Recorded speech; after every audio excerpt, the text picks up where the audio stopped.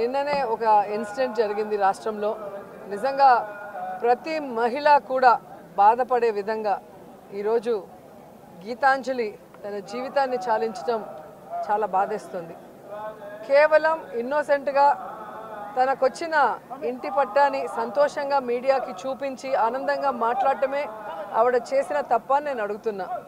ఈరోజు ఐటీడీపీ కానీ జనసేన కానీ ఏ విధంగా ఆ అమ్మాయిని వల్గర్గా మెసేజ్లతో కానీ వీడియోస్తో ఎంత వేధించారో ఈరోజు అవన్నీ చూస్తుంటే మహిళని గౌరవిస్తున్న ఈ పుణ్యదేశంలో ఇలాంటి ఘటన నిజంగా చాలా దురదృష్టకరం.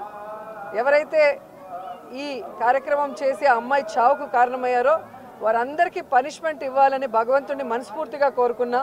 అలాగే గీతాంజలి ఆత్మకి శాంతి కలగాలని మనస్ఫూర్తిగా కోరుకుంటూ నిజంగా ఈరోజు ఇద్దరు ఆడబిడ్డలు తల్లి లేని